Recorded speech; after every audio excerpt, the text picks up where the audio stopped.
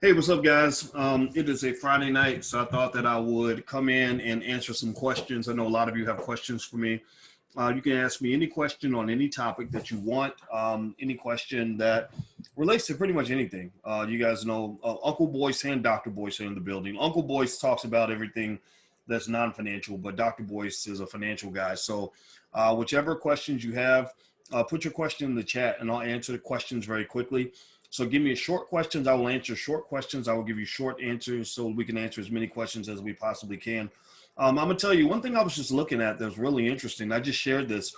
I read the Wall Street Journal, and in the Wall Street Journal, I saw some data that said that 40% of the COVID deaths, 40% were people that were in long-term care facilities, right? So these are people that are really sick, people that could die from anything. And I think that a better way to do the lockdown, instead of locking down people, that are 17, 18 years old, people under 30 make up 1% of the deaths. So rather than locking down, 14-year-olds and 25-year-olds, why not lock down the senior citizens and keep them safe until all this stuff is over? I think that might have been a little bit better, but that's just my 2 cents. I just had to get that in.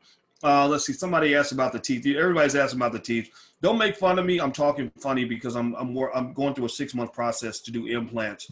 It's a long procedure. They got to drill and shit and pull stuff out and move stuff around and they have to let the bone grow. So that's why I'm talking funny. Is because what I have in my mouth, I have some stuff here to kind of allow my bone to grow. So it's opening up my bite and all that. That's why I don't like this. It's changing the shape of my face a little bit. I'm losing a lot of weight though, so that's a good thing. I've actually lost about 9 pounds since I've been on a liquid diet. That's been pretty good. Let me see here. Let's see. Do you think Trump will win? I'd be very surprised if Trump wins. That'll actually feed into a conspiracy theory. That maybe the media just gives us. I already know the media is biased. I really believe that. But if he comes back and wins, I'll be really stunned because all the polls are saying that he won't win. So if he comes back and wins, that makes me wonder, what polls were you doing? Because that happened when he beat Hillary. Oil stocks. Do I like oil stocks? Yeah, I own a few oil stocks, but the price of oil is pretty low. I don't know when it's going to recover. And I know oil is probably not a great long-term play in investing, in my opinion. What are your thoughts about kids and BA therapy? I don't know what BA therapy is. I'm sorry. I wish I could answer that question. Why don't you hire rappers to promote your message?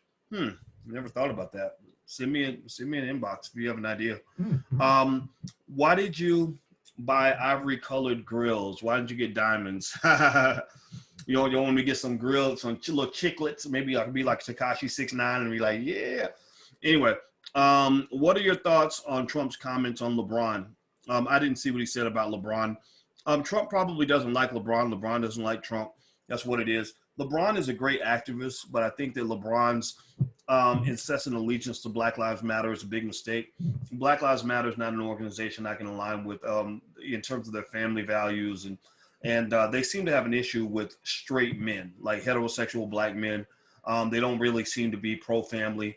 Actually, on their statement, one of the first things they stated was their goal was to destabilize the nuclear family. Well, fuck that. I mean, we already have that shit. I mean, the Democratic Party been doing that for 40 years, and they put us all on welfare and told us to keep daddy out of the house, and then passed the Biden crime bill and sent us all to prison. How can conscious Black conservatives exert their political voice? I think they should continue to do that. Don't let anybody talk you into a box, man. This ain't slavery. This ain't slavery. Anybody who doesn't let Black people be free, well, fuck them. Like, you're supposed to be free. Your ancestors did not die for you to be a Democrat. They didn't die for you to be a Republican. They died for you to be free. Free means you do you, man. As long as you care about your community and you really believe in your heart of hearts that you're doing what's best for Black people, then I'm okay with that. But the problem is we're not used to doing what's best for Black people. We're used to doing what's best for white people. We pick our favorite racist and we ride for that favorite racist all the way to the ends of the earth. My favorite racist is Joe Biden. My favorite racist is Donald Trump. Well, then, come on, man. That's stupid. That's slavery. That ain't nothing but slavery. So at the end of the day, I have no problem with Black conservatives, and I have no problem with Black liberals. It's just when you start repeating what white people told you to say, I see right through that. I'm not a stupid man. I have a lot of education, and I have deep analytical skill. So when you start talking, I have a bullshit-ometer like you would not believe. I can see right through it. I'm like, oh yeah, I heard somebody say that. Nancy Pelosi just said that a few minutes ago.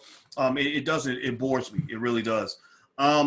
Should we be using resistance as a real strategy? I guess it depends on what you're resisting against, but I think resistance can work. I'm interested in mentorship. Well, I'm already your mentor. I can't do one-on-one mentorship because I'm antisocial. I don't even talk on the phone hardly. What happens to the stock market? Biden wins. Whether it's Biden or Trump, the stock market's going to do fine. The market's just going to adjust. So a Biden win means you're going to get a massive stimulus package, which is going to boost the market, especially a Democratic Party sweep. If you're an investor, you're going to make money either way. A Trump win means that the market will continue to go up because Trump loves the stock market. He loves to brag about it. But then a Biden win could also be good for the stock market because at the end of the day, you live in a capitalist country. I mean, they pretend like they're going to implement all this socialism or whatever. They ain't going to do none of this shit. They're never going to let the stock market fail. So get in line with the stock market. That's one of the few guarantees you have. Let's see, sign up for the Powernomics Masterclass. Yeah, that starts on the 15th. You can go to powernomicsmasterclass.com. That's powernomicsmasterclass.com. Me and Dr. Claude Anderson. And you can use the code podcast to get 30% off. Use the code word podcast. You can get 30% off. And I was just reading in Powernomics, and one of the things that I saw that was really interesting was in chapter 2, he talks about ethno aggregation, and that's where you align around your common ethnicity to achieve economic power. And he talked about 2 examples of ethno aggregation that are very successful. One is the Cubans in South Florida, how they basically shut down and pushed out black people, killed black people's political power, and basically made sure the Cuban community was running everything in that bitch. Then you have the Arab immigrants in and around Detroit. He mentions that. He said that they came to Detroit, which is a majority black city, and achieved so much economic and political power that they were able to do whatever they want. In fact, they had so much power in Detroit that, now mind you, in a black city, they had so much power that when Al Gore came to visit, he was running for president, I guess, at the time. When he came to visit Detroit, he didn't even meet with the black business leaders. He met with the Arab leaders. He says it here on page 46. He says, Arabs, which constitute less than 1% of the city's metropolitan area population, have taken control of 90% of the city's gas stations, grocery stores, party stores, discount strip malls, and medical supply businesses. So effectively, you know, there are people that are coming in and they're playing the game on you. They're fooling you. And then he talks about immigration and how we as black people are so quick to go along with the Democratic Party talking points on immigration. Oh, let's let everybody in. He talked about when some black scientists got together and they were trying to get corporations to stop bringing immigrants in to get jobs that black people should be trained for.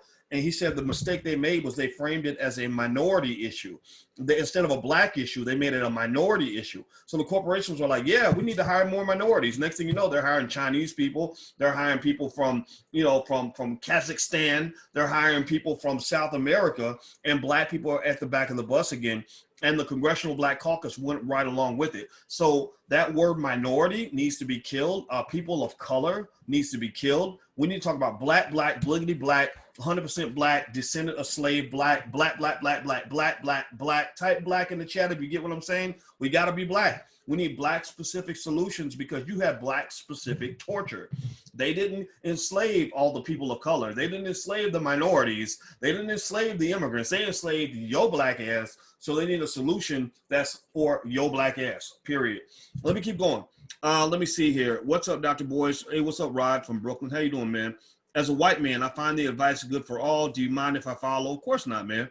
We don't do hate around here. I don't hate anybody. I just wanted to be clear. I know some people have different views on stuff, but like I don't believe in hate. I believe deeply in love. I believe love is more powerful than hate. Somebody asked me the other day, they said, who do you hate the most? Like, what person do you hate? And I was like, I can't name anybody because I don't even want to carry hate around. Hate really is a poisonous emotion. Now I'll fight you a little bit. I'll let you know who I am. I'll let you know what I love, and I'll defend that to the death. But I'm not interested in spending time hating people because when you are a hater, you really are deteriorating your own soul. So if you happen to not be black and you dig what's going on and you're here to be a student, because and respect the space, you're always welcome here. Like I've never ever told somebody they can't come around just because they're not black. They uninvite themselves, because I think that black courage is very scary for people. I think that black self-love, relentless black self-love, makes a lot of white people very uncomfortable and very nervous. And but it's not for anything I did. It's for how they feel. Maybe it's their guilt. I don't know what it is, but I don't hate nobody, man. I'm not into that. Let me see here. Your teeth look great. Thank you very much. I'm not totally done. This is not the final product, but maybe I'll be talking normal and my teeth won't look so crazy. What's a good amount to start investing? You can start with $5. Let's see, when you have a pandemic. Yeah, I think the pandemic was blown way out of proportion. Remember, 99.9% of you will not die from the virus. 99.9% of you will not die. 200,000 sounds like a massive number. 40% of those people were already in long-term healthcare facilities. You don't go to long-term healthcare facilities when you are like a strapping young man that's filled with energy and health. You go to long-term healthcare facilities when you're kind of close to the end. You know, like my dad is very, very sick. God bless him. His white blood cell count is struggling a little bit. He's a cancer survivor. And we haven't even put him in a long-term healthcare facility. We're not going to. But the point of the matter is to say that if we had to, if things got really bad, we would have to consider that. And that's not when the person is a picture of health. So I think that a more accurate portrayal of the virus would have been a better way to serve the American people. 200,000 sounds like this massive, gigantic number, but 200,000 is a very tiny number in a country of 330 million. To give you a context, 330 million people, 1% of 330 million is 3.3 million. So if the virus were to take out 1% of the population, it would have to kill not one, not two, but 3.3 million people just to get to 1%. So if you take 1% and go to 1/10 of 1%, then you get 330,000. So the virus hasn't even taken out 1/10 of 1% of the population. That ain't no Holocaust, man. That's not, I mean, there's been wars where, 30% of the soldiers went to battle and 30%, 40% of them got killed, right? This is not, this is something that they're playing up in terms of fear. This is terrorism. Terrorism is where you do something to a small group of people, but then you market what you did so that everybody is frozen in fear. So the biggest virus in America right now is fear. So that's my 2 cents. That's what I believe. And it becomes hard to explain that without people getting caught up in their feelings, because they'll say, oh, well, I had an uncle who died from the virus. Yeah, absolutely. But if I have an uncle that gets I've had friends that have been shot, have been killed in gunfire, but that doesn't mean everybody's going to die in a gunfight, right? There's a difference between what happened to me and what's happening to everyone. So I think it's important to at least understand that. Why do I want you to hear that? And why do I keep saying that? I say that because you can't sit here frozen in fear for the rest of your life. You got to move on. You got to live. So anyway, let me keep going. All right, let's see here. Funny how black women defend at the expense of their daughters. Are you talking about the Cardi B stuff? Yeah, there's nothing empowering about being a hooker and a hoe. I mean, unless you know what it is. Like if you know you're a hooker and a hoe and that's how you make your money, I'm not going to judge you. I mean, the world needs good hoes. The world needs hookers. The world needs, strippers, right? Strippers, there's a whole market for strippers, but I don't want my daughters to be strippers, and I don't want my daughters to think that being a stripper is the same as being Michelle Obama. I don't want my daughters to think that. So I think that, and also I don't want my daughters exposed to too much sexuality before they're ready, because then next thing you know, you got a 6-year-old who's been listening to music that's teaching her how to suck a man's penis. And then by the time she's 12, she thinks she's ready. And then she ends up dating some 22-year-old and ends up doing stuff that only grown women are supposed to be doing. And then next thing you know, you're yelling at black men saying, why didn't y'all protect her? Why didn't y'all protect her from the predators? Well, fuck, we tried to protect her because we didn't want her to be exposed to that shit when she was 7. But now you're up here trying to blame us because the little girls are out here thinking they grown at the age of 12. No. The real black men in the community and the real black women in the community are trying to protect the children with preventative maintenance. They're trying to say, like, let these kids have a damn childhood. Don't be teaching them about stripper culture when they're in the 2nd grade. Like, they're going to learn. They're going to figure it out. We know this, right? This is life. But they shouldn't be talking about these things when they are 7. And you shouldn't be acting like that's normal. You shouldn't be acting like that's a type of empowerment. Or like these people like Charlize Theron and Dwayne Wade. All these parents got these kids where they're like, my son is a girl and he's 4. He's fucking 4. He doesn't know shit. Like, let him be a boy until one day he's 12 and he's like, you know what? I just realized that I like dolls and I want to put on a dress and I'm attracted to boys. Then you work with that. But don't be changing their gender when they're in preschool. Like, that is sick. That's a mental illness. That makes you an abuser, damn near like a molester as far as I'm concerned, because you shouldn't be messing and toggling with your child's sexuality when they are 5 or 6 years old. That's really sick. That's something that you learn from your oppressor. That's not, I don't think that's how Black people operate. No lockdowns. I agree. I think we should just wear a mask and wash our hands and keep it moving. Is there such a thing as a good option on the stock market? A good option? I don't know what you mean by a good option. I apologize. I wish I understood that question. Register behavioral therapy for our kids. What are your thoughts? I mean, I don't know. I mean, I don't even know anything about behavioral. I mean, I'm going to ask Alicia. She's a therapist. Maybe she can tell me what it is. Who am I voting for? I'm voting for Black people until I get somebody else to vote for. What are your thoughts on the verdict of the Ahmaud Arbery shooting? I didn't see the verdict. I got to go look it up. I didn't know if there was a verdict. So thank you for telling me. You will make more money on good investment. Yeah, don't depend on integration and jobs from white people to help you get ahead economically. Neither one of those methods has proven to actually work, and both of those methods will leave you as a broke slave. So if you don't want to be a broke slave, learn how to be an investor. Get your kids, in on investing. Investing's real basic in the sense that there's really 3 ways rich people make money. They make money through the stock market, which has been making a killing. I mean, if you're a stock market investor, you've been doing this consistently. You could never convince me that you don't have a bank account full of money, because the stock market has been raining money even before COVID began. The second is real estate. We should own everything we can get our hands on. And then third is starting businesses. We should be the most maniacal entrepreneurs in the history of the world. Like, we should be absolutely determined to start businesses just so we can get away from racist white people. Like, the easiest way to get away from racist white people is to stop working for them, stop chasing them down and begging to live in their neighborhoods and begging them to give you jobs and begging them to let you into their universities. And then you turn around and you complain about how bad they treat you. Well, you're begging for their attention. So of course they're going to pee on you because you're not respecting yourself. You'll beg them to let you in so they can abuse you. Like, that doesn't even make any sense. That's like completely illogical. Let me keep going. Any video games a good investment? Are video games a good investment? Gaming culture is growing. You want to be careful. Now, Shaquille O'Neal has a lot going on in the gaming industry. He's heavily invested there. Shaq is doing a real good job as an investor. I think that there is a market for gaming, but it's not something where you can just easily make a bunch of money. You want to do your research first. Let's see. Get that dental work done, bro. I definitely am, because I want to be healthy dentally.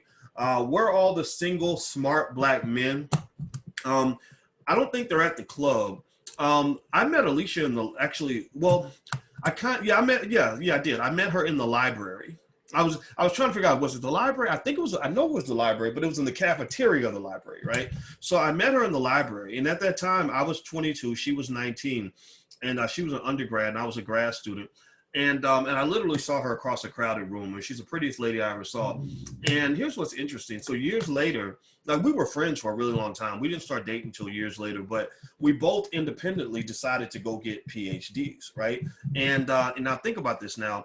Only less than 1% of the population has a PhD. I'm talking about real PhDs, not those like 6-week, 8-week programs people do. I'm talking about like shit where you got to be in school 4, 5, 6 years to get your degree.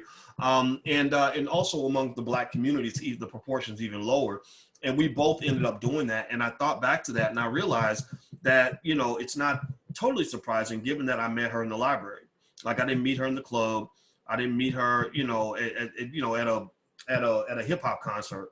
I met her in the library because we were both in the library for a reason. We were in the library because we felt like that was the best use of our time, right? So I think that maybe whatever you believe in, try to find somebody that you can meet in the same space of whatever thing that you value the most. Like, if you love to ski or something, maybe join like a Black skiers group or something. Or if you love church, try to meet somebody that's connected to church. You got to be careful about church, though, because you got a lot of pimps in the pulpit. And actually there's a lady I saw who wrote an article that called Deb Cooper. She wrote an article called "Does the Black Church Keep Women Single and Lonely?" And I think that there's something to that. When you have a church where there aren't a lot of straight men in church, and the straight men that are there, some of them can sort of get happy like a kid in a candy store because there's literally so much vagina just floating around, and they can get caught up in bad, crazy situations. You even got pastors out here that are fucking everything that moves. And there's like almost like a hypnotic type of power that a pastor can have over the women that are in the flock. You know, you have a young pastor that's charismatic and intelligent, and some of the women just are like, you know, like hypnotized by that. And you just got to be careful about that in terms of where that lands you in terms of relationships. So I think that when it comes to picking what works for you as a partner, you got to really think about who you are and what you want and make the decision that's going to work best for you. Don't let other people kind of tell you what you should be looking for. Like I've seen women get screwed over big time, you know, where they're going to church and their pastor's telling them you can only date a man who goes to church, when half the guys in the church, you know, are pieces of shit. You know, not all of them, but some of them are. And, you know, and so she might meet a nice man who doesn't go to church. A lot of good men don't go to church. Like, I think I'm a good man, but I just didn't go to church, you know. And I remember dating a couple of women actually who said, you know, I can't date you because you don't go to church. And I was like, what? I'm a good person. Like, what the fuck does me going to church have to do with me treating you well? I know guys who go to church who will lie to you, cheat on you, beat your ass, whatever. And it just didn't register. It was almost like an indoctrination kind of thing. And I think that whenever you're letting somebody control your mind, you're in trouble. So I encourage you to break the rules when you have to, because, you know, one of the women that I know, very pretty young lady she was, and she really wanted to have kids and get married. And now I think she's in her 40s, and now, you know, her childbearing years are behind her. And I think she missed all that, kind of waiting around for these church guys to kind of give her what she was looking for, and none of them came through. But that's just my 2 cents. I'm not talking down on the church or anything like that. I'm just telling you, you know, think for yourself. I'm a big believer in that. Why don't we speak about looking other parties besides the left or right? Oh, yeah, I agree. We should have our own political party. Absolutely. You good, Brother Boyce? Keep up the great work. Oh, thanks, man. I appreciate that, Aubrey. I'm scared if he loses. I don't know what that means. I'm sorry. I don't. Why do they put blacks in a position to just be renters? I don't think they put us in that position. I think that we choose that sometimes, you know. I think, for example, desire is a big deal.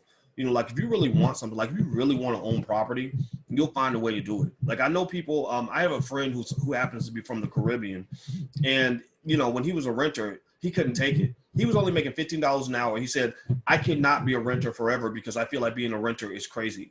And so he just basically buckled down and saved his money.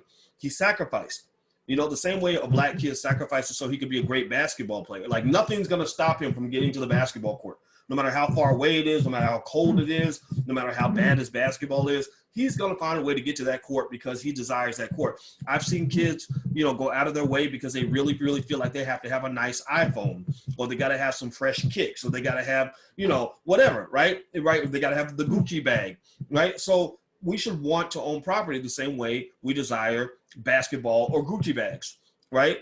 If you have desire for something, you will find a way to obtain it. So this idea that white people force us to be renters, I don't buy into that. That's not true.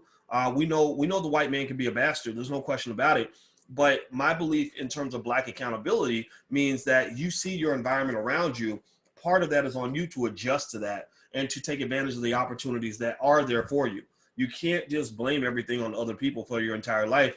There are plenty of people that will allow you to sit in a pool of your own victimhood, you know, and will congratulate you for that. But that's not going to help you take care of your family. It's not going to help you take care of your kids. Hey, Dr. Boyce, with mortgage interest rates lowest, would you recommend consolidating debt into your mortgage? I'm sure. Why not? I mean, if you can save money on the interest rate, absolutely. What's your take on crypto? Crypto is a long-term play for me. I am a crypto investor, a very big one, but I just own it. It's buy and hold for me. I'm not doing any major moves. I have a bunch of stocks that I like that are bringing like 10-cent dividends. What would you recommend to put my money into bringing big dividends? Well, you can look up the stocks that have the highest dividends, like Chevron and stuff like that. I think Microsoft's dividend, I think Microsoft has a good dividend. I may be wrong about that, but I know Chevron does. But there's other companies out there too. So you can literally look up stocks that have the highest dividend yields. You can also look into writing options. We actually have an options investing program if you want to learn a little bit about that.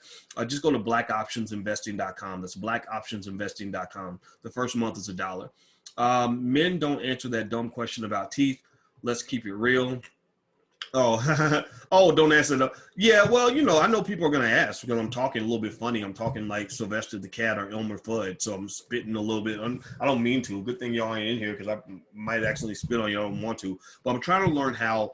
I learned it has to do with where you place your tongue when you talk. So I'm trying to practice talking different. So it's an adjustment process. Plus, my bone is growing, right? So it's a long process. It's tough because I talk a lot. And I was like, well, maybe I should just not talk for 6 weeks, but I can't do that. Y'all know I can't do that. So it is what it is. You know, this is who I am. So I might as well be honest about it. And maybe some of you will think about, you know, looking into your own dental health. So maybe I can actually help you. Do you think that they should stop producing guns or mass producing bullets? Yeah, America has more guns than people. That's why you have so much chaos here, so much gun violence, is because they have so many guns. That's one of the pitfalls of capitalism. We make too many guns. It's terrible. When's the next time you'll be in Charlotte? I don't know, when the pandemic's over. Before the pandemic, I was going to go because I really wanted. Alicia has a good friend there, and also I haven't done any events in Charlotte, but I will do an event in Charlotte. Charlotte is literally near the top of my list of places that I haven't been to that I really want to go to. I'm looking into some Tesla stock. Yeah, I like Tesla a lot. Tesla's been making a lot of money for me lately. What are your thoughts on Chase? You're talking about Chase, JP Morgan Chase and the 30 billion they said they're going to commit to the racial wealth gap. I mean, it ain't going to fucking move the needle. These corporations aren't really going to solve significant problems for black people, in my opinion, because they're not even talking to the right people. They're just not. You know, I'm not blowing my own horn on any level, but think about this. I'm a black finance PhD. I mean, PhDs in finance are very, very rare, even among white people. And I have my pulse, my finger on the pulse of the black community. I talk to black people every single day. I have a deep, I'm probably the world's leading expert on the racial wealth gap and what black people need economically to achieve economic equality. Not one of these corporations ever reaches out to people like me to talk about these things, I guess because I'm seen as dangerous or radical or marginalized. I don't know. I talk to a million people a week. Because I'm probably one of the strongest black financial influencers on the planet. I don't really care if they call me or not. I just know that you can't solve the problem if you're not talking to the right people. You know, like if I'm trying to fix my plumbing and I keep calling the dentist to fix my plumbing, then I'm never going to have good plumbing. So I don't really think they're serious about solving the problem. And I don't even care if they talk to me or not. I truly don't. I kid you not. I really don't. In fact, I almost dread when I get calls from mainstream media because I don't feel like they're ready for me. I feel like I'm about 20 or 30 years ahead of my time. Like maybe in 20 or 30 years, they'll talk to people like me, but in 2020, they're just not ready because I believe that what we're doing is 2040 shit. This is 2050 shit, 2060 shit. And that's something that I'm confident in because I understand financial theory at a very high level. So I don't think it's going to make a big difference. I think it's going to be white people doing, you know, engaging in a feel-good exercise so they can have a little less white guilt. And I don't think that's going to be your primary solution. What's one thing we can get from Black America's contract? There's a lot of stuff in there. I congratulated Ice Cube and his team on putting together something that I thought was well thought out.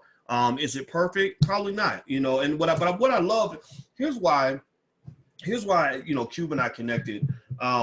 You know, and I guess I'm gonna go and take the liberty of saying that we're friends, and it's cool, right? Like I love the Ice Cube music. He's my favorite rapper. It's like, wow, this is so cool. Ice Cube, I've known him for, you know, as an artist for such a long time, and I knew his politics pretty well because as an artist, artists tend to pour who they are into their music. So because I listened to his album all the way back to Death Certificate and NWA stuff and everything else, I knew kind of what kind of person he might be.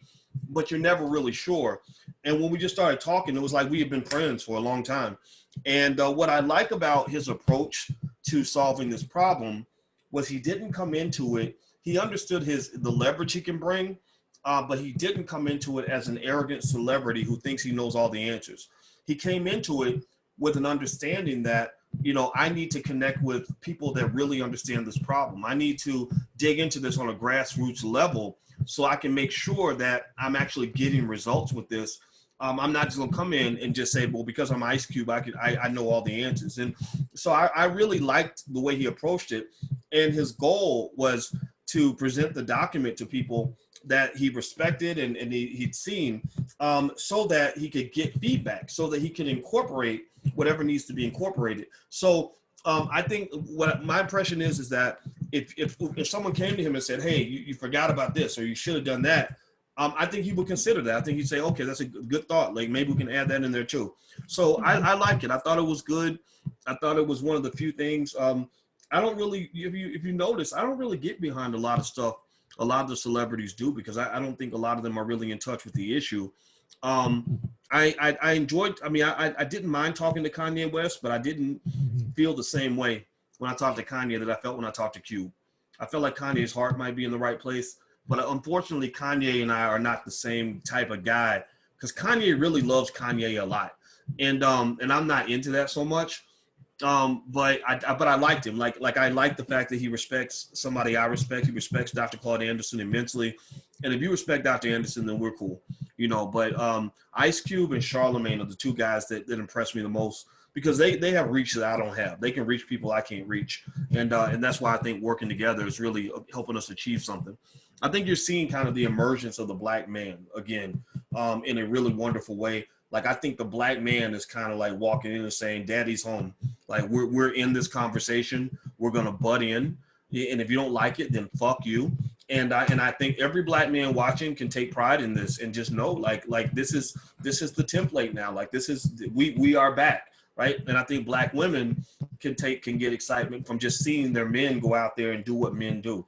So I'm a big believer in that, and I hope that you can agree with me on that, or at least hear me out. How do I get started in stock? Go to firstshareofstock.com, Samuel. Just go to firstshareofstock.com. That is, there's a free training there that you can take a look at, where I show you how to buy your first share of stock, and I break it down for you in that training. Firstshareofstock.com. Let's see. What about looking at other parties besides just the right or left, and withholding our votes? I think that's okay. I think you should do what's best for you. Just think it through and make the decision that works best for you. Don't let anybody talk you out of doing you. Seriously, like so many people have so much invested in telling black people what to do. Don't let them do that to you. They have no right to tell you what to do. I don't do polls. People in the media lying. That is so true. They really lie. The media, I've never seen the media lie like this. It's kind of insane. When do you think the market will crash? Nobody knows. I know that if they don't get a stimulus pass, that's probably going to hit the market pretty hard. But the thing about crashes is that crashes can be the best times to make money. I mean, a lot of people, like a lot of my students, for example, started investing heavily during COVID, when the COVID crash took place, because that's what I told them. I don't tell people what to do. I'm an advisor, but I'm not giving investment advice in the sense of saying, here's what I want you to do. I just tell people what I'm doing. And so when COVID happened, I just dove in and just started buying everything. And I told people what I was doing. And the people who did that, they did pretty well.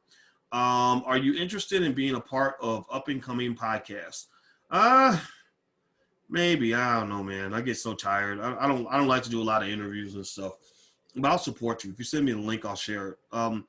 What contributed the most to the racial wealth gap in the U.S.? I think student loan debt is huge.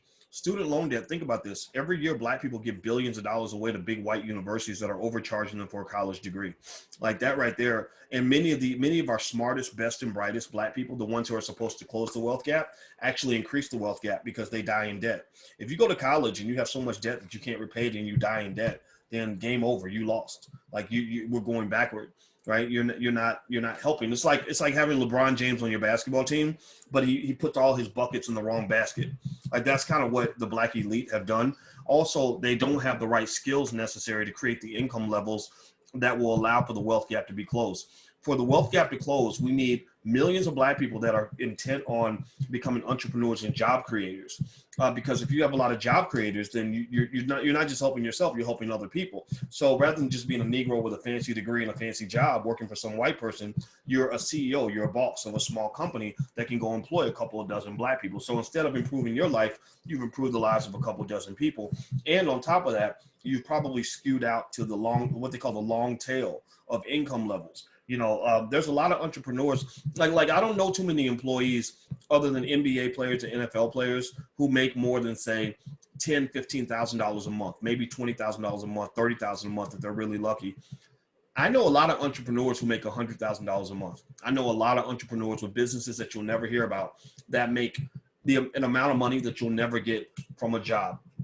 All right. So one of the reasons why we push our kids on entrepreneurship is no matter what they major in, I say, okay, make sure you know how to start a business. Make sure you know how to start a business. Make sure you know how to invest.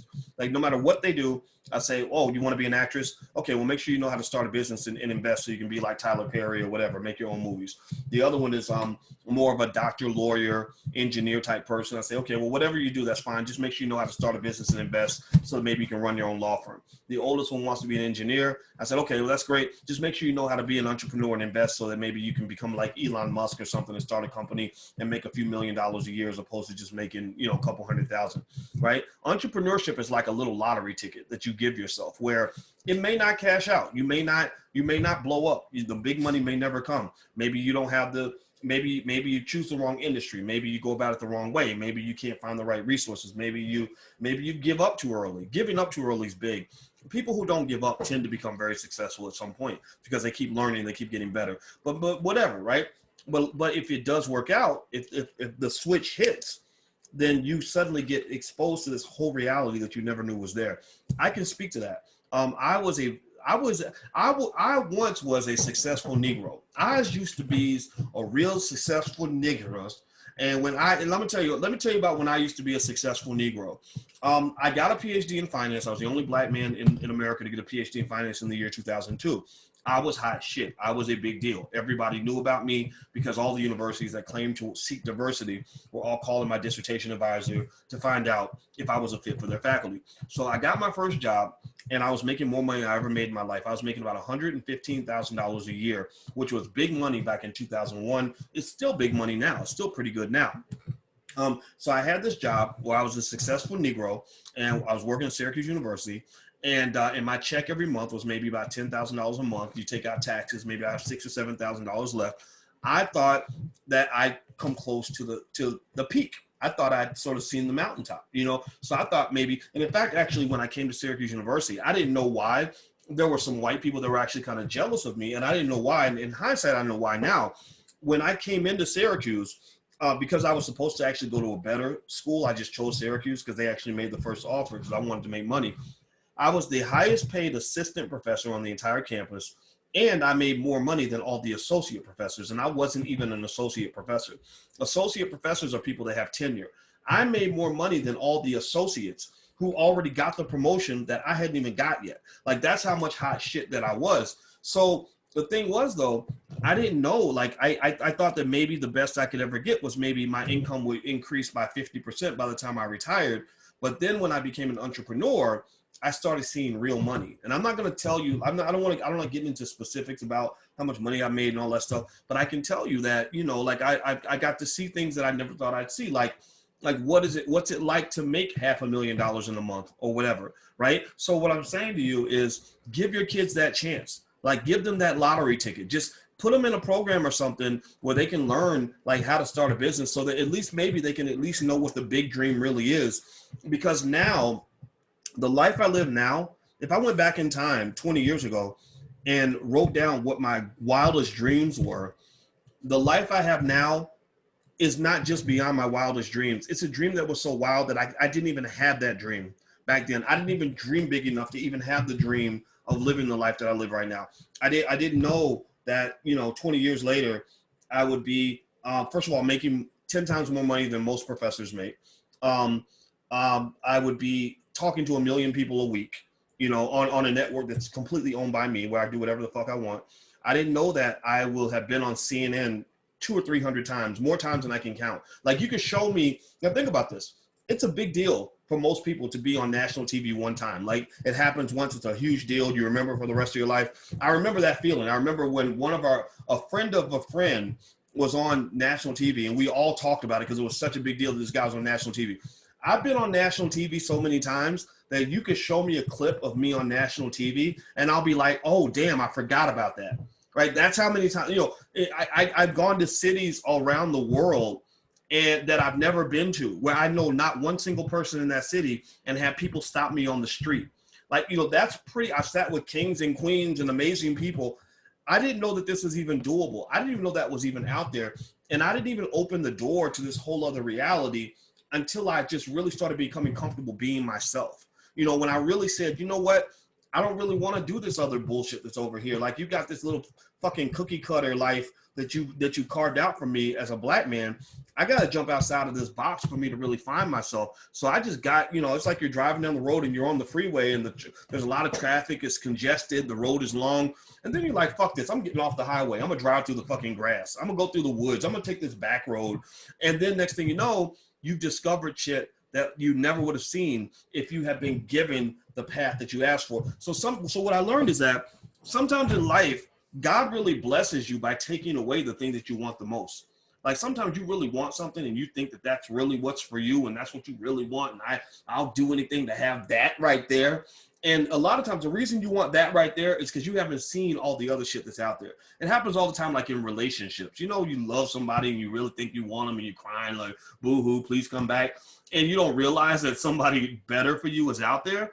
And you have to be, you know, you have to have your umbilical cord cut. Like, your addiction to that person in front of you is distracting you from what's really for you. So my addiction to white supremacy was distracting me from my opportunity to have black excellence, right? So a lot of times that's what happens. We have an addiction to white supremacy, and that distracts us from the pursuit of black excellence. You can't pursue black excellence if you're addicted to white supremacy. An addiction to white supremacy is when a white man draws some cookie cutter life you're supposed to have, where you go to school and work hard and get a good job working for a white man, and you can't even see all the other great things that might be in store for you. So I think you should go for it, man. I'm a big believer in going for it. That's my 2 cents. And give your kids the courage to do it too. Are you interested in being part? Okay, you already asked about the podcast. Okay. What the racial wealth gap? Did you hear about the Solutionary Summit in Atlanta? No, I did not. What do you think about Globus Maritime stock? I know nothing about that company. I apologize. What happens to the stock market if Biden wins? It'll go up if there's a blue wave. There'll be a big stimulus package that'll boost the stock market. They always take care of companies and investors. Why do the Republicans' talking point of supporting the Republican Party is only based upon the economy? They never talk about social injustice. I think the Republicans have a different view of social justice than the Democrats do, you know, and I think that is a legitimate critique of the party. The Republican Party, they kind of want to believe that everybody, if they would just work hard and do what they're supposed to do, great things are going to happen. And we know that that's not really true in America. Also, the Republicans tend to believe police don't make any mistakes. And I think that I wish that they would kind of let go of some of those ideas, and it might make it easier for us to consider being a Republican. But I can't consider it because they've got some hard, like rigid views that I can't agree with and I can't align with, because I do believe in social programs. I do believe that that the government should play some role in helping people. And the Republicans believe that too. They just believe government should help like corporations. They don't believe government should help like poor people or homeless people and stuff like that.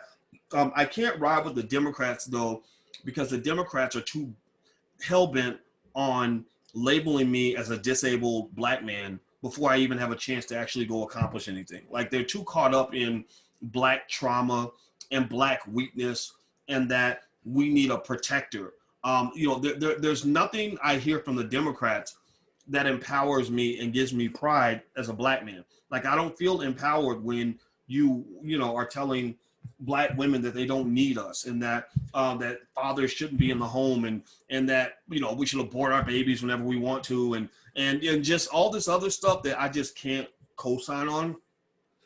Like, if you watch Joe Biden's ad for black people, it was all built on black fear. It was all built on this fear of black people being killed by a racist or being killed by coronavirus, right? And these are manufactured fears, in my opinion, not because these things aren't real, not because black people aren't dying from corona, and not because black people don't get shot by the cops. But if I'm not mistaken, only less than 50 black people a year get shot by the cops, get killed by the cops, right? So I'm not saying that that's not an issue, but I think that you're focusing on one issue and ignoring the bigger issue. The bigger issue is that Joe Biden put 100,000 black men in prison when he wrote that crime bill, right? That's the bigger issue for me. The bigger issue is the criminal justice system, not just the police shootings that you celebrate in the media. So I see those as being places where they treat black people like abused hookers. Like if a pimp is trying to get an abused hooker's attention, he'll trigger her with a trauma. Like, he'll take, like, if she's been raped over and over again, he'll say, I'll protect you from the rapist, you know, or if she gets her ass beat every Tuesday, he's like, I'll only beat your ass once a month. I won't beat your ass every Tuesday. Right. Right. And I think that for Black people, I think that because they see you as being less than, they see you as being sort of, you know, this broken, busted up, shitty ass community that's downtrodden, that can't do anything on your own. They say, well, don't worry, we'll protect you. We'll be a good pimp, and we're not going to let the bad pimps come get you, but you better do what the fuck I say. So that means that if we want your children to have a better education, but because we don't respect you, we wouldn't dare even consider the fact that maybe you can educate your own kids. Instead, we'll do it for you so that your kids can be like us. Or we know that you people need money and you need resources. So rather than empowering you to have your own businesses, because my God, why would we think that you could do that? You're stupid and you don't have any men in your community. So instead, we'll just create more jobs. So because clearly we should be the ones who are running the ship. I mean, we all agree that white people are better, that white is superior, that white supremacy is the way to be, right? So because I am a white supremacist who happens to be a liberal, I'm going to pretty much tell you what to do, what to say, who to talk to, and how to think. That's why, for example, you had the Black cop in Portland who talked about how during the protest, he said, every time I try to talk to a Black person, a white liberal would get between us and say, don't talk to him, don't talk to him. And he was like, who the fuck are you to tell him who they can talk to? So I'm a believer in freedom. Freedom just means you do what you want to do. Freedom means we're smart enough to drive the ship, to build the ship, to own the ship, and to make decisions that involve the ship. If white people want to help, then give us the money you owe us and get the fuck out of the way. Like, seriously, like if you gathered all the smartest Black educators together and gave them $20 billion, they could build a school system for Black children that is superior to the school system that we already have in place right now. Now, the reason they don't want to do that, though, is because you're asking them to do something that human beings don't typically want to do. You're asking them to share power. People do not want to share power. They just don't. Like, it's very hard to get them. Why would white teachers who have so much invested in their teachers unions want to give all that up? They're making billions of dollars writing textbooks so they can miseducate Black kids with these books. They're making billions of dollars running the schools where they get to be the principal, they get to be the superintendent. Why would they give all that up to truly empower Black people? Well, because that's not really their goal, right? Their goal is to enlist you in their army so they can achieve political power. That's why, for example, when politicians talk, the number one thing they talk about, they never talk about the things Black people ask for. Like, Black people will say, well, why don't we talk about reparations? They literally, it goes in one ear and out the other. They act like they didn't even hear you bring up reparations. But what do they talk about the most? They tend to talk about things like voting rights. You didn't ask them about voting rights. You didn't bring it up. You know, you didn't say, hey, on the list of agenda items I have on the Black agenda, voting rights is number one. You didn't say that. They said that. Well, why is that the first topic that comes off their lips? Well, because voting rights don't give you power. Voting rights gives them power. Voting rights is like if I run a store and I say, I'm going to get money put in your pocket as long as you spend the money at my store. So I'm going to fight for you to get that check that you're going to sign over to me as soon as you get it. So I'm not really empowering you, because if you take that check and you spend it at the store down the street, I'm going to be pissed. I'm going to dog you out. As much as I claim to love you, I'm going to talk crazy shit about you because you're making your own decision. But instead, as long as you do what you're supposed to do, which is take the check that I get for you, sign it over to me, I will make sure that you're getting paid every single day of the week. Well, because getting you paid means I get paid. So they want you to have voting rights because you're going to vote for them. If you decided, like, if you ever want to test white people and how much they really love, hate you, but actually hate you, go and a great experiment would be to say, okay, we want to have a big voting rights campaign, and we want to get people souls to the polls, but we're telling all Black people to vote for the other party this time. All Black people are going to vote, or better yet, Black people are just going to vote their conscience. We're going to have them get equal time. They're going to hear about the policies from the Republicans. They're going to hear the policies from the Democrats, and we're going to get everybody to the polls. Some of them, half of them are going to vote Republican, half are going to vote Democrat. The Democratic Party wouldn't be pushing you to go to the polls at that point. They wouldn't be pushing for your voting rights at that point, right? So, but here's the thing. That's human nature.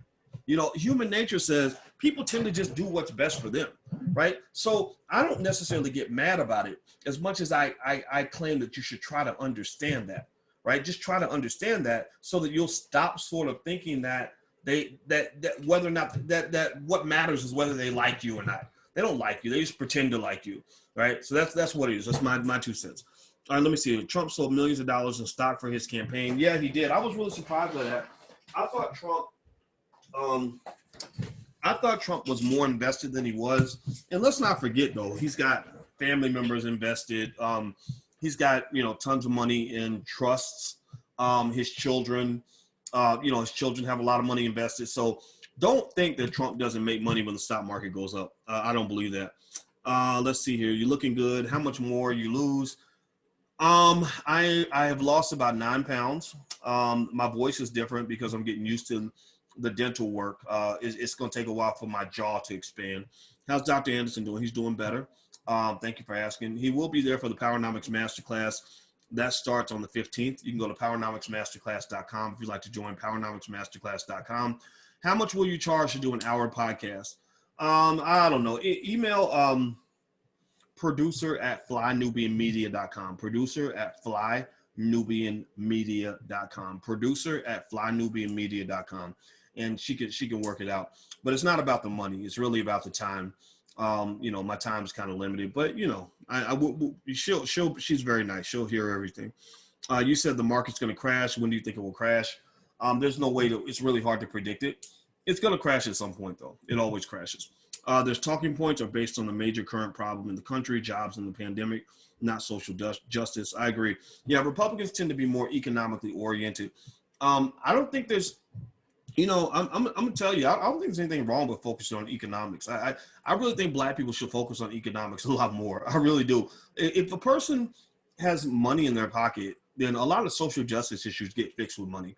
They just do. You can get your politicians elected. You can, you can deal with stuff with the police and all that stuff. If you have money in your community, like the police, think about this. How often have the police shot down a Black man who was from a wealthy neighborhood?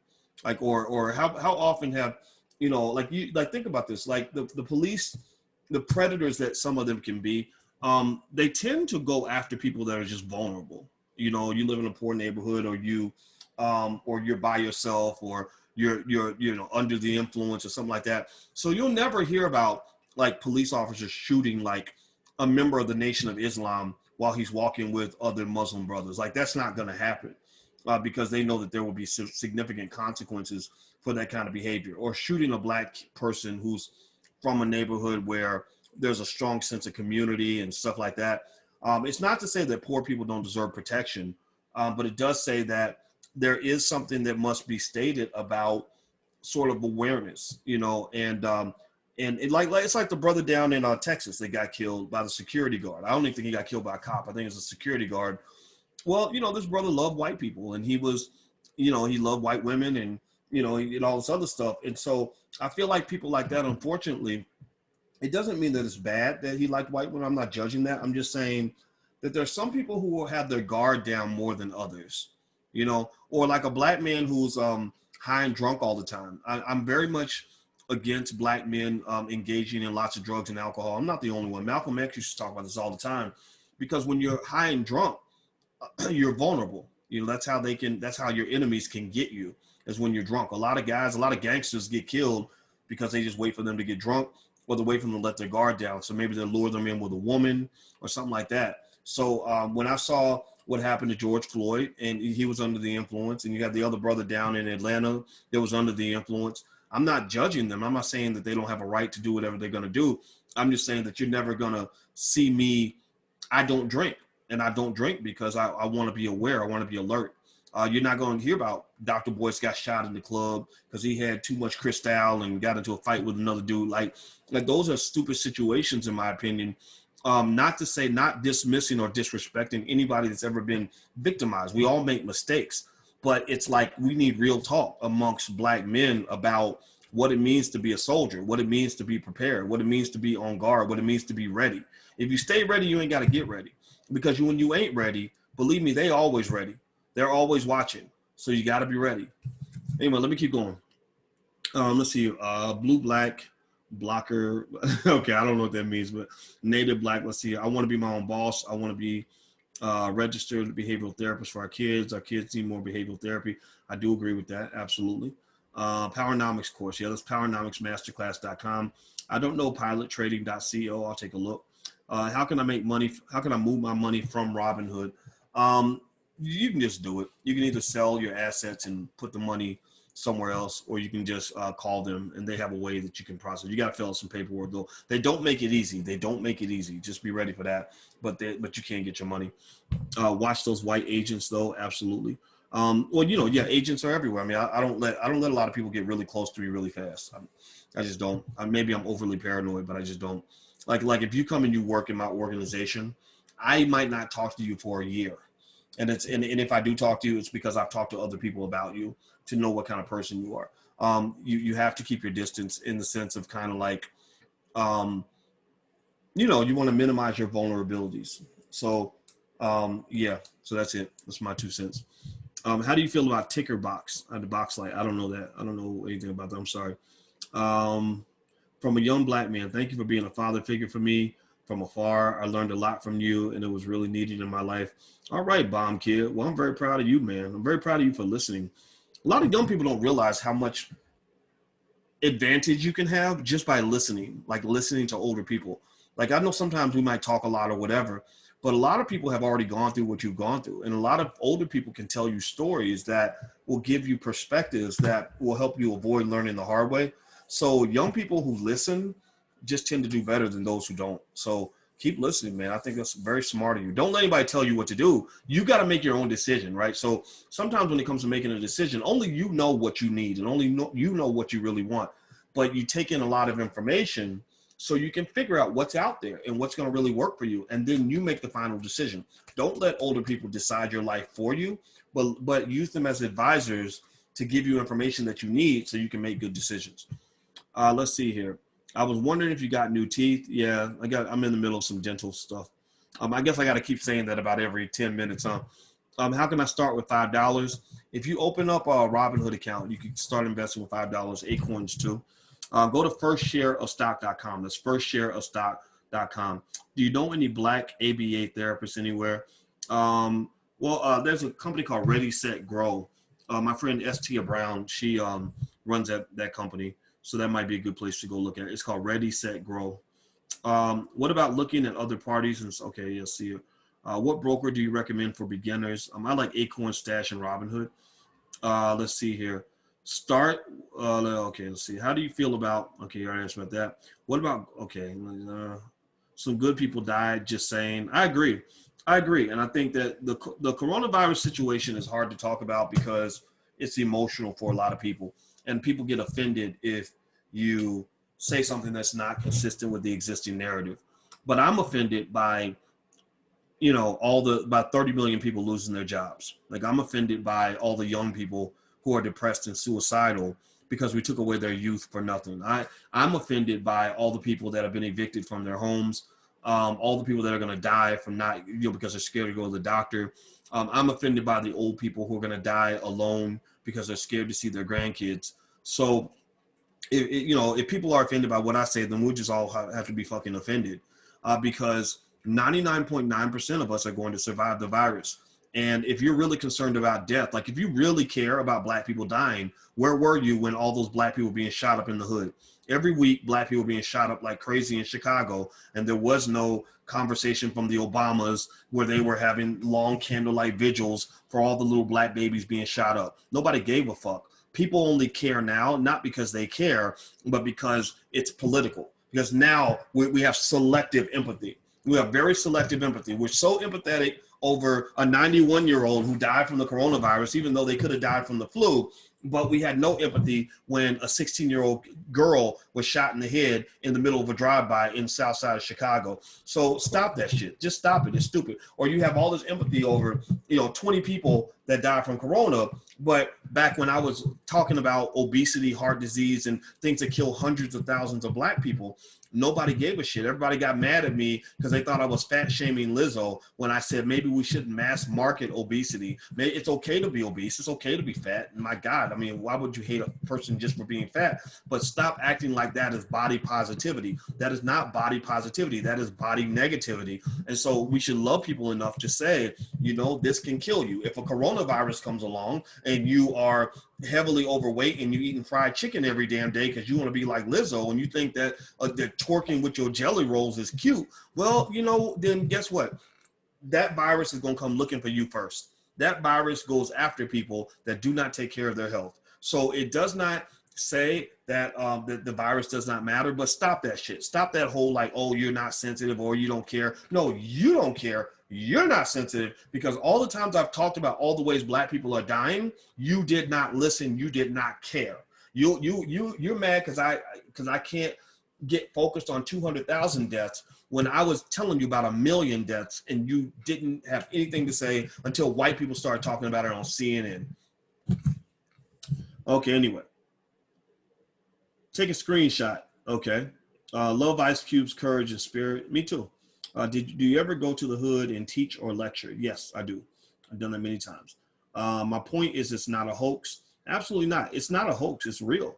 But there's a lot of things killing people. They just don't talk about it. You know, have you ever like talked to kids, like young people, like maybe young gay guys on the street in like Atlanta? Have you ever had a conversation with people like that are in that culture, in that space, and where they might have told you that HIV is everywhere? Like in that group, not ostracizing them, just giving you facts. Like HIV is so common that damn near everybody has it. If your friend does not have it, then you think there's something wrong about that. Did y'all know that? Did y'all know? I don't know if y'all knew that or not. And a lot of them, you know, get it when they're maybe 14, 15, 16 years old from some 40-year-old man who fucks everything that moves. And this is real. This is happening. This is happening right there in front of you. Your daughters are going to go to Spelman. And I heard a story about a young girl who went to Spelman, and she had a boyfriend, and she got an infection, and she went to the doctor, and the doctor looked in her vagina, and he said, you have feces in your vagina. She said, that's gross. How the hell did I get feces in my vagina? Well, it's because her boyfriend was raw dogging another dude right before he would go see her at her dorm. So she had feces inside her vagina because this man was having sex with men and women at the same time. Like, these are real stories. This is real stuff. This is actually really happening. But, you know, you don't know about it because they're not talking about it on CNN. Because if you talk about it, then you're homophobic, and Don Lemon ain't gonna bring that up, right? But the reality is that there's many things out here that can kill you. There's many things out here. So that's why I'm just telling you that you have to learn to think for yourself, so you know how to protect yourself from all vulnerabilities and not just the ones that are most advertised by white people. All right, let me keep going. How do you feel about Chase's commitment? I don't think it's going to do much of anything, but I think it's nice. I mean, it's better than nothing. Much love and respect for the Honorable Minister Farrakhan. Yes, Farrakhan, one of the true black leaders of our society, one of the black men that I admire the most in this country, in this world. Mortgage consolidation, 3% interest. That's a great idea. That's a good, I like that. Let's see here. Speak on it, Professor. Thank you. Dual. I love Dual Victory, which is one of my favorite people. Brainwash his parents. Yep. What are some of the best ways to deal with negative people who criticize you for not voting? Just understand there's a price to pay when you're a leader, not a sheep. When you think for yourself and you do what's best for you, people are going to pressure you. And maybe I have an advantage in dealing with that, just because when you're in the public eye and you're on the internet, which is like just filled with all kinds of people, good, bad, and, you know, like smart people, dumb people, nice people, crazy people, like it's got everything. So you learn how to filter, you know. So I would encourage you to like practice that filtering mechanism, because everybody, no matter what you do, somebody's gonna always have something to say about it. No matter what, you'll never make everybody happy. Don't ever even begin to try to do that.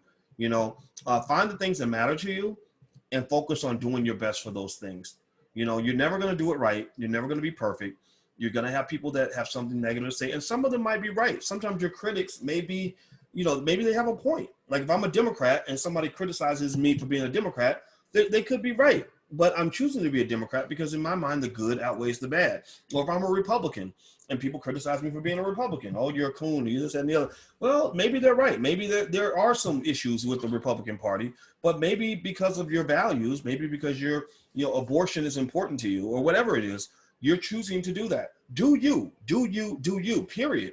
And I think that's really the key to happiness, because I think if you're living for other people, that's just going to piss you off and make you upset and make you all self-conscious and sad and depressed and all that. So a good exercise is to really practice self-love, like to really learn how to really love yourself. If you really love yourself, you'll be proud of yourself no matter what. Like if you like your kids, like you really love your kids, right? So if you love your kids, like your son could go out and murder 20 people, and you might be the only person on earth that still loves your son. But you love him because you're going to care about him no matter what. You're always going to believe in him and want the best for him, right? Even if he makes a horrible mistake or does something terrible. So I think you should love yourself as much as you love your kids or whatever, because sometimes you mess up, sometimes you come up short, sometimes you embarrass yourself, sometimes you do things wrong, but you got to learn how to love yourself through that, so you at least find the energy to try and to keep going. And so one thing that I am glad I have now, I've developed this over time, is, I can forgive myself when I fuck up or when I say something stupid. I might say something that just that alienates people or pisses people off, but I'll be like, you know what? Boyce is an asshole, but I love that asshole. and as long as I love Boyce, then it's okay. I love Boyce. My woman loves him. My mama loves him. So the haters can kiss my black ass. So there you go. All right. Am I muted? I don't think I'm muted. There are people to get a job so you can do these things. Build our own nation and government. That's not a bad idea. Does your wife to be do counseling for your students? I am going to involve her in some stuff. We're going to do something on, she's a relationship counselor. So we're going to do something on relationships. Because, I wrote a book called Financial Lovemaking. And we did a film called The Black Love Blueprint. And at some point, we're going to do some more stuff in that area for sure. Do I know of any startup grants or loans? I don't. I'm sorry. I don't apply for grants. I apologize. I had a nightmare that I bought a car for $25K and only had $30K to my name. That's a funny nightmare. America's our nation. We built it. Absolutely. I've been trying to preach to my followers, peers, that simply voting for Joe Biden isn't a victory for black people. Yeah, I don't care who you vote for, because I don't think it's going to make a difference. I mean, when people talk about voting, like there's nothing that will make me just stop talking quicker than if you say, like, if you talk about all the problems for black people and somebody says, well, that's why we need to vote. The reason I don't believe in that solution is not because I think you're stupid or that voting's wrong. It just says, to me, I'm thinking, but we've already been doing that. Like, this is not the first election that black people have voted in. Black people vote in every single election. We voted in the first black man to be president of the United States, the first black family to occupy the Oval Office. It was there because of us. And nothing really changed in a remarkable way, right? So voting isn't going to be the solution. That's why I don't really care who you vote for. I really don't, because I don't think it's going to matter. I think that people that are going to win no matter who's in the White House. People that are going to lose no matter who's in the White House. So voting, telling me that you're a Democrat or a Republican is like you telling me that you love the Dallas Cowboys or you love the Pittsburgh Steelers. Whether you love the Cowboys or the Steelers is not going to change what happens to your children. It's not going to change what happens in your life. What's going to affect your life is little things like, are you getting knowledge on a daily basis? Are you reading things and learning? Picking up new skills. Are you making smart moves economically, investing, maybe starting that family business or whatever? Are you raising your kids right? Your kids look up to you. Are you spending time with them, teaching them the things they need to know in order to be successful? Are you taking care of your health? Are you filling your body up with healthy food, or are you eating more Popeye's chicken, right? Like, I think that those, how are you treating your woman? Like, the relationship I have with my woman is a very important part of my life. That's not going to be affected by who the president is, right? So the presidency to me is more of a distraction. It's more of an exciting drama that we get to watch and kind of get caught up in. We see the fly on Mike Pence's head, or we see, Donald Trump didn't say something crazy or whatever. And I get caught up in it. Like, I love talking about the different parties and the different politicians, because I think they're full of shit. But at the end of the day, when I'm making decisions that I believe are really going to affect my life, those people don't even factor into the equation at all. There's nothing about the life of Kamala Harris that's connected to my life as a black man. Shit, because Kamala's ass, we know the track record. Kamala was locking black men up like crazy. So I don't, I don't hate the woman, but she's not my hero. My God, like if Kamala Harris was my hero, I'd have to be the most self-hating Negro in the history of the world, because Kamala took down a lot of brothers. Kamala's fascinating because Kamala has an issue with black men. Because it starts with her father. She hates her father. Women who hate their father tend to have issues with men that remind them of their father. The same way men, like think to make it not gender specific, think about a man who hates his mother, like who had a mama who was a crackhead and a hooker, and he hated his mama. Well, he's not going to be very friendly with women. He's not going to be a good man when it comes to women. He might grow up and date a white woman because he doesn't want to be with a black woman, because he thinks about black women, he thinks about his mama. I think that's why Kamala Harris married that white man. Kamala Harris, got with Doug Emhoff. Now think about this, right? She's an AKA. She was on the Yard. She always talks about going to Howard. Well, if you were going to Howard, you were on the Yard and you knew all these black people, you didn't meet no black men that fit the criteria, not one. Like that's except well, she did date Willie Brown, who was like twice her age. Like I think he was 60 and she was 30. We know what that was about. I mean, that's what it was, right? Is it bad or good? No, I don't know. I'm not going to judge that, but I think that maybe I am judging a little bit, but I'm not really trying to judge. I'm just saying that it's like you see what it is, right? She's an ambitious person, who said, hey, you know what, this old guy, if I go and, I take care, tickle his shriveled up balls or whatever, then he's going to give me a promotion. He's going to give me an opportunity. And if you look at her career, you look at her career trajectory instantly tilted upward after she got with Willie Brown. Now, here's the thing, though. Is that necessarily bad? I don't know. I mean, people do that stuff all the time. I'm a believer that women should choose men that can make their lives better. I don't fault women for that. But I think it should be called kind of for what it is, too, though. And I also think that when that Kamala is sort of trying to pretend like that never happened, she can't do that. It happened. We saw that, right? It's no different from when Bill Clinton got with Monica Lewinsky. You know why older men like younger women. We know why a lot of younger women like older men, right? So if you're going to hold Bill Clinton accountable for getting down with Monica Lewinsky, then you have to hold Kamala Harris accountable for getting down with Willie Brown, right? And that's what it is. That's what it happens all the time. I don't know. I just think but it also speaks to a type of ambition she has. It kind of says to me that she's kind of willing to do whatever it takes in order to be wherever she wants to be. And also, you could tell a lot about a person by who they choose to marry. Like who you choose to marry is a reflection of what you like and what you're attracted to. Like I know black women who physically cannot marry a white man, like who would literally rather just be single forever than to be with a white man. They're just not attracted. They can't do it. I can't do that. Like no disrespect. If you're a white woman and you're watching, I'm sorry if I offend you, but I couldn't marry you. I've had white women approach me or whatever. It felt awkward. It felt weird. I couldn't relate of that. I wasn't attracted to that. So there is something that you can pick up by looking at who that person chooses to have next to them.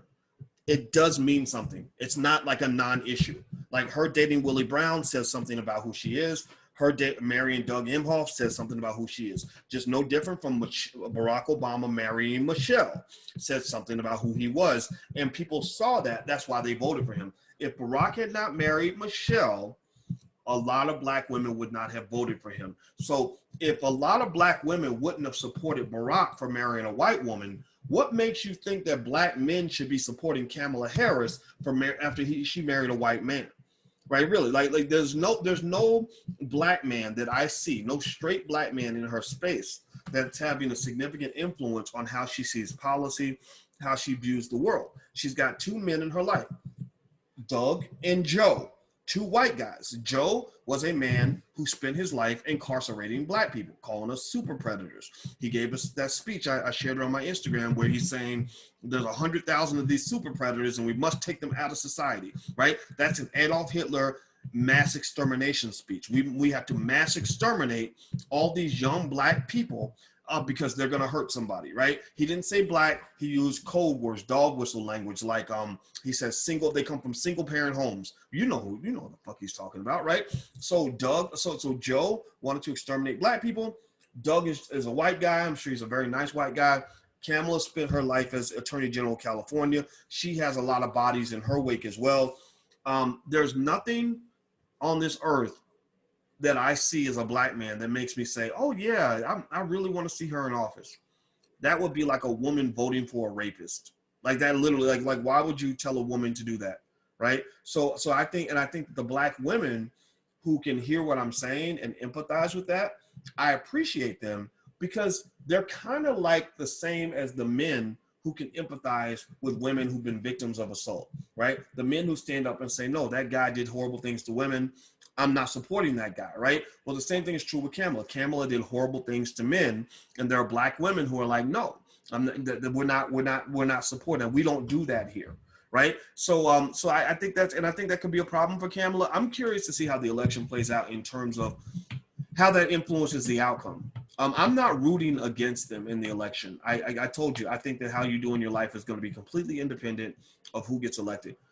But I'm curious. I really want to see how things play out. Like, for example, life presents a lot of interesting natural experiments. Like, for example, when all those Republicans caught Corona, I thought that was great. Because they deserve it. I mean, they don't wear masks, they don't wash their hands and shit. They want to have these big parties and get in each other's face, and they really truly think it's not real. We don't do that. Like Alicia and I don't. We don't get all up in people's faces and try to catch Corona. We're not afraid of Corona, right? There's a difference, right? But the Republicans, they want to pretend like it's not there. They want to be anti-maskers or whatever. So a bunch of them caught Corona. So I said, this is going to be interesting. This is a great natural experiment that will help us get to the truth. Now, the Democrats are telling us that everybody's getting it, everybody's dying, that everybody's going to be dead next week. It's terrible. The world's coming to an end. I don't believe that. I told you guys, I think that's bullshit. Because if it's true, then that would mean that all these old fat Republicans, Chris Christie, who looks like he's nothing but a big fat pre-existing condition. Chris Christie probably has at least 30 things in his body right now that could kill him. He's a walking parasite, I'm sure. I mean, the man's disgusting, right? If people like him and a bunch of other old Republicans like him, all these old senators and old members of the House of Representatives, all these people are surviving, then clearly that does not support your theory that we're all going to die and we all need to sit in the house scared to death of talking to our neighbors. That is bullshit. And this is an argument that only smart people are really going to understand, is that I can say this to you without you getting offended because you happen to know somebody who succumbed to the virus. Knowing one person where this happened to does not mean that it's going to happen to everybody. I have friends that were my best friend was shot in the head and killed in front of his daughter, but I don't think that's going to happen to everybody, right? But I expect you to empathize with it, but don't think that every black man's going to get shot. And I think that they trigger you, like another thing that they do with the police shooting thing. I'm the biggest advocate in the world for dealing with the issues that black men have in the criminal justice system. I wrote a book about that years ago called What If George Bush Were a Black Man? I have a whole section where I talk about what black men go through in the criminal justice system. I broke all that down. I've been talking about it for years. But what I do not like is when they focus on this police shooting thing and they market the police shooting so much that you have people saying, oh my God, I'm scared whenever my son leaves the house. I'm afraid he's going to be shot by a cop. I'm like, there's only less than 50 police shootings, police deaths of black men per year. Millions of people, like 40 die that way. If you're worried about your son getting shot, I know a lot of gangbangers who would take your son out in a minute. I know most of the guys I know that have been shot were not killed by a cop. And I'm not saying, this is not pro-cop. This is not me saying, oh, cops are perfect, cops are great. I know about the issue. I'm saying that you're confusing the issue. You're digging deep, but you're digging in the wrong hole, right? You need to be getting heart surgery, but you're amputating your left leg. Like, no, you need to be at the hospital. You need surgery. You're just doing the wrong surgery. Chopping off your left leg is not going to fix your heart. So getting all caught up in police shootings because again, it's white supremacy. White people start marketing this and we internalize this. It's a type of terrorism. It is a way that they trigger black people deliberately because they're trying to manipulate you and get you to go vote for their favorite candidate. So they'll take one shooting, oh my God, Milwaukee, or oh my God, in Texas, this one guy, this one terrible thing happened to this one guy, and it can happen to you too. It's going to happen to your son too. Right? And all the while, you got 100,000 black men being beaten and raped in prison every day, and you don't even see all of that because you're over here worried about this one thing that happened to one guy with one cop. And you don't even know the details of the situation. Like that's why I can't dig into some of these shootings, because some of them I'm like, can't we at least wait to get the facts first? Like, is it possible that maybe something happened and it didn't just happen to occur this way because somebody was black? I'm not saying that racism isn't real. I'm just saying I need to know that it's real before I say that it's real. I can't just jump on a bandwagon just because everybody else is talking about it, because that's how you kill your credibility. So I think when it comes to the stuff that should matter for us, I think we have to make that decision, right? I think that we have to stop and say, okay, what is really killing black people? When I think about my own life, and I think about the lives of the people I know, and I think about all the people that have been killed in my family, what did they die from? Okay, let's see. My grandma, my uncle, and my cousin died from heart disease, and diabetes. They were all, 300 pounds when they died. My brother got shot, he got shot by another dude at the club. My cousin, maybe my cousin died from, I don't know, from my cousin, maybe my cousin died from HIV or something. I don't know, right? And then I had an auntie who had I don't know, cancer, right? I think that when you're talking about death, rather than talking about the things that they think that they're telling you might die from, I would prefer to look at the things we're actually dying from, and then really attack those things. Like if Black lives really matter, like if you're really trying to save Black life, you focus on the things that are taking Black life. So I would start with something basic, like what are the 10 leading causes of death for African Americans, right? So let's see here. Leading causes of death for, let's look at Black men, since we're talking about police shootings and stuff like that. Okay, so here are the 10 leading causes of death for Black males. Y'all listening? Y'all with me? Give me a yes or no in the chat if you're following what I'm saying. Number 1, heart disease. That's killing the overwhelming majority of Black men is heart disease, not police shootings, not coronavirus, heart disease. So maybe if Black life really matters and we want to save Black men, maybe we start with the things that's killing Black men the most. So how do we fix that? What do? Maybe we encourage Black men to take care of our hearts, maybe eat less salt, eat less Popeye's chicken, whatever the fuck, take care of our bodies, right?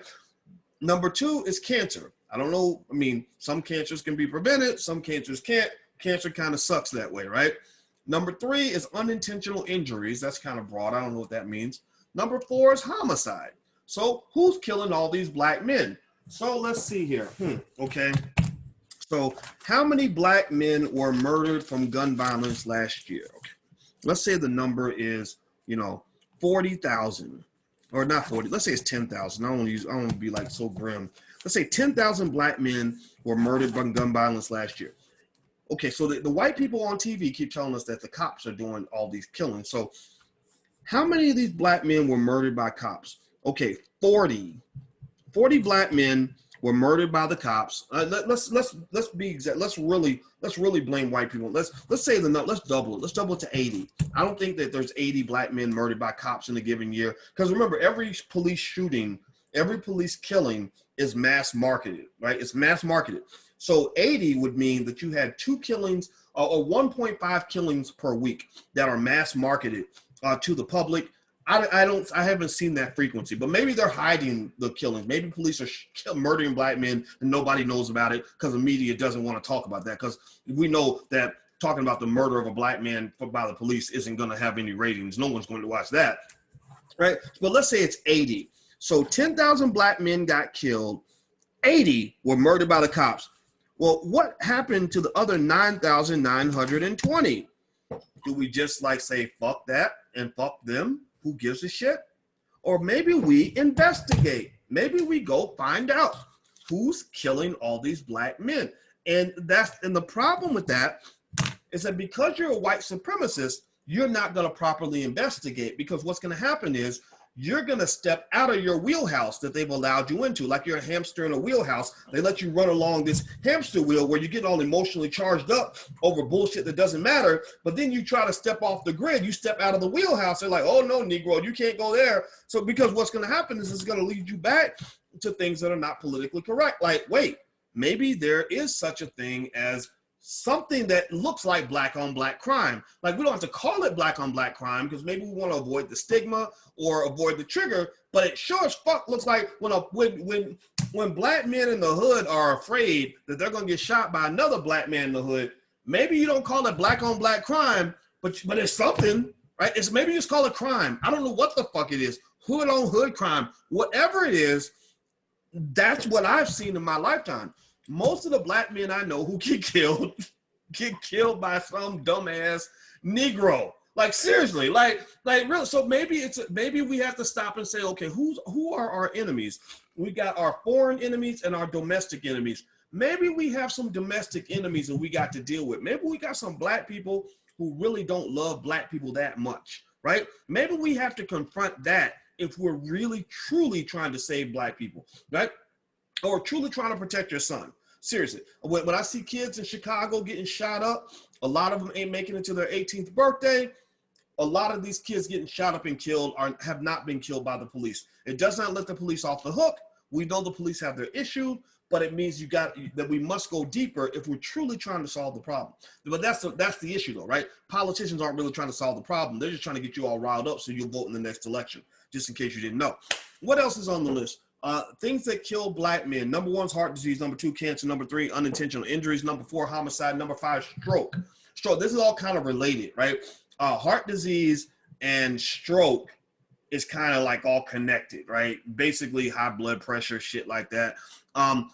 Black men need to stop and kind of deal with that shit. We got a lot of stress and hypertension. Now, you could put that on white people though, because most black men work for a white man, and that will stress you the fuck out. Like, that will kill you. There are studies. There's a study by a professor at Harvard who literally said that black men die earlier because of racism. So one of the ways to confront that, I believe every black man on earth needs to be an entrepreneur. Every black man on the planet, except for the beta males or the gay men or the men who don't mind serving white people, who really like white people a lot. Every black man outside of that group needs to learn how to start a business, or get with some black men who can start a business so y'all can just be by yourself and be safe and protected, because that's important for your mental health. I met a guy one time who told me that working for white people stressed him out so bad that it literally zapped the testosterone out of his body. He said my testosterone was gone. And he said I was doing what my wife was doing. He said I was sleeping all the time. I was gaining weight like a woman. I couldn't get it up for my wife. His penis didn't work anymore.